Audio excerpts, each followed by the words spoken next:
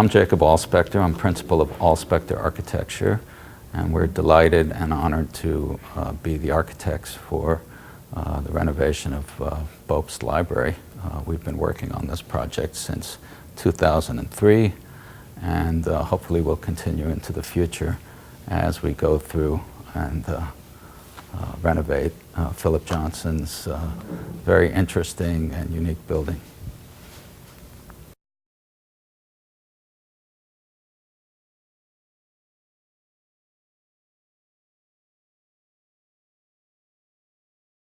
When we found this space, it was just an undifferentiated mass of fluorescent light. And in working with the library and in reacting to the space, we determined collectively that the best way to repurpose the space and enhance it was to create a series of variety of spaces. This area we deliberately evolved as an area of relaxation and break from the rigors of academic study and work. And so what you see before you are face displayed bestsellers and pot boilers and sort of casual leisure reading. As an example, William Gibson, who's a favorite author of mine, this would be great. You take a break and you get into this and maybe read a few pages for a few hours, and then you go back to work in the other areas of the library. So this space was conceived as a cozy. In fact, it has the lowest ceiling, and we start ceiling at this low end, and it actually gradually raises toward the front of the building where you actually entered down the stairways. And that was also a very deliberate move of creating subtle orientation and variety of space. The orientation aspect is very important because we're in a windowless area, and we think it's very important to have that sort of subconscious clues as to where you are environmentally. So when you're back here, you feel the ceiling being low as opposed to when you enter and you feel the ceiling being high. And we also have, and we'll show you later, is color-coded the differential areas, the north, the south, the east, and the west, with sort of referential colors, green for the north and blue for the east, yellow for the south, where the sun is bright, and red for the west, for the western sunset. And that we've carried throughout the buildings and the projects, and we'll be probably doing similar things upstairs in the future. And that's sort of, again, an orientational clue that works on a subconscious level, I think. I think the big challenge with this particular level, as well as the level above, is that the ceiling heights were fairly restricted, and that the floor plate is very broad and large. And so part of the strategy is, and as you can see behind me, is to modulate that ceiling height. And in fact, in some areas, we actually drop the ceilings lower than need be for a sort of a contrast, so that you feel compressed. And then if you go in areas with higher ceilings, relatively, you actually feel the expansion and the release. And so what we're playing with is modulating the space vertically. And that also creates differentiated subspaces. So for instance, here we have an area where the ceiling is up, the lighting is indirect, and it sort of glows, and we have workstations that are arranged to deliver technology. And in between these, we have areas of individual tables, and those are in the lower ceiling areas, and you can see the lighting is direct, so that the ceiling planes actually have chiaroscuro effect of light and dark, and that really helps define the spaces.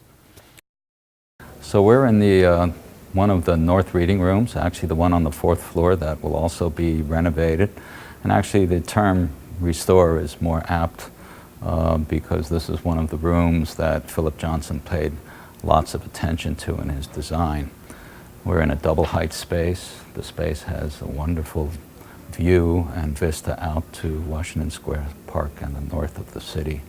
And this is one of the thrilling parts of this particular project and this building. And you would never know from the outside of this building that it had this sort of transparency, and this is what we're trying to build upon and enhance both in these rooms and also in the side wings. As you all know, Bobst is a working library, and all of the work that we do in Bobst is scheduled and coordinated with quiet times or times where disruption is the least. So logistically it's somewhat complicated, but it also allows for phasing the work and allowing for, it's not all done at once. So actually we learn as we go along, and we get reactions from staff, we get reactions from users, which is really valuable. We learn from what we do that's positive, and we try to correct what's negative and where we've missed.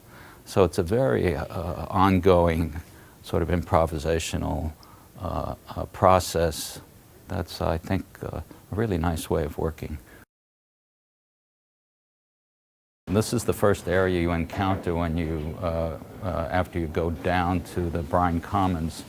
And this is fittingly an informal study area that has vending machines and is a place to eat your lunch, take a break, take a snack, a midnight break if you're working all night. And I think the design ideas behind this space are to create, again, a variety of choice. So you see there's some tables that are high and there's some that are low, stools of different colors. The ceiling, again, on this level, it's high at this end because it's near the entry, and it slopes toward the elevators as it gets lower and lower, and that gives you that orientation. The space itself, the ceiling has lights that are arranged in a sort of random pattern to give a sense of that type of informality. And again, deliberately, the ceiling is dark in contrast to the space behind or to either side where the ceilings are light and bright. And again, we're playing with space and light and height and trying to create environments that are different, that feel different, and that you would experience, one would experience different moods in and different needs and study habits. So we're now in the classroom area that was just completed this past summer. And what was important back here was to do all the things we were doing before and to keep that sensibility, the material palette, the attitude about light and dark. So you can see the ceiling is sort of dark here, except in the areas where there are seats and there's sort of a bench that's outside the classroom area. And we envision that the students, the modern students, they just love to hang out in the halls, and wherever there's an outlet, they love to park themselves with their laptops. And the provision of these sort of spaces for informal collaboration and interaction is really important, and it's interesting to watch the students completely take over and own these spaces from day one, as if they were always here. Very gratifying to see that what we've planned out actually works. The students respond, as well as the professors. I've seen professors actually use these areas as breakout areas. So they'll have some kind of a seminar, and then they'll break into groups, and the groups will sit on these tables, at these tables, and work individually, and the professor will roam. And I think that's a really great way of extending the classroom into the public circulation space. And we're going to do a lot of that sort of thing up in the research areas where we want to encourage that kind of serendipitous interaction. We're in the back of this lower level. Again, there's no orientation to daylight or view. So it's very important to have both transparency and translucency in and out of the classrooms, as well as to have a ceiling plane that modulates to give you that spatial relief and to give you some sense of the differentiated variety of spaces that we create. This ceiling actually also serves as a sort of marker that ambulatory around the entire floor that marks where the students, the 400 students per hour, can come and go. And it actually works again on a subconscious level. The finishes of the floor, the finishes of the ceiling, the indirect lighting, and the color scheme extends the same thoughts that we had developed for the original renovations in 2004 and 2005. So we're on the 4th level, which will be one of the 2 levels we'll be renovating next. This level is actually going to be mostly books, but in the center zone where I am, in between the elevators on the south side of the floor, we have this very interesting phenomenon that's very positive that Philip Johnson's set up in his sort of axial, very formal plan, and that's this transparency that comes from the north and double height reading rooms all the way through to the south and out to West 3rd Street. And these axes, this is actually the introductory spot to the floor, and I'm standing at what will be a help spot, which is an information area. And then behind me will be some computer workstations that will be hopefully repeated throughout the building in future renovations. So this sort of theme and orientation upstairs, and fortunately we do have the natural light, will resonate in other areas of the building. This particular floor will have a ceiling that differentiates this from the rest of the floor, and the lighting that you see above me is much like the lighting that we had on lower level 1 and 2 when we arrived. The lighting was probably state-of-the-art in 1973 when the building first opened, but fairly inefficient and very glary, as you can see, and kind of not conducive to what we think is a positive learning environment, study environment. So we'll be replacing this with an acoustic ceiling. If you hear my voice echoing, it's because all of the surfaces here, the floor, the walls, and the ceiling are all hard. And so that's another thing we're going to do, is enhance the acoustics and control the environment much better. Lighting, acoustics, natural light, view, and orientation are all of the goals that we have for these floors, as well as, of course, providing infrastructure for the technology, data, and power, lots of power outlets for everybody to plug all their devices into.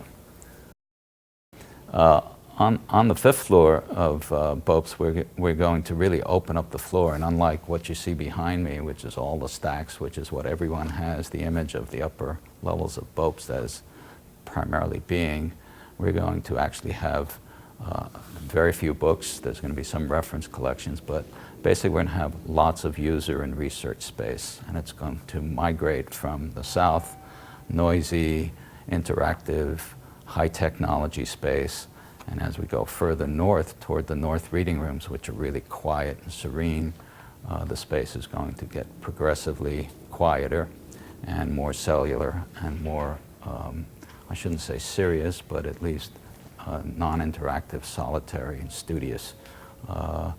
So the serendipity of collaboration, informal interaction will be present on that floor, but there will be a huge amount of focus put on creating environments where the staff and the researchers can collaborate on a sort of ad hoc basis. In addition, the furniture that we're working on right now will be very flexible, and you literally will be able to move tables and recombine them, reconfigure them, so that if you had a collaborative group that was all of a sudden joined by a few more people. They could just roll the table over, roll the chairs over. The technology is there as a sort of an armature around which these sorts of groupings would accrete and disperse as the needs and the situation changes. So it's going to be an interactive floor. It's going to be very interesting, and it's very challenging to imagine this. I don't think this really exists anywhere right now, and so we're really pushing the envelope on what we're trying to do, and a lot of credit goes to the dean and her staff for really trying to envision what this is, and we're delighted to realize this with them. You can see it's glary, it's very energy inefficient, and we'll be replacing and re-imaging the side wings to create a much calmer, indirect, and more energy efficient environment, and at the same time enhancing the acoustics. You know, I think the thing that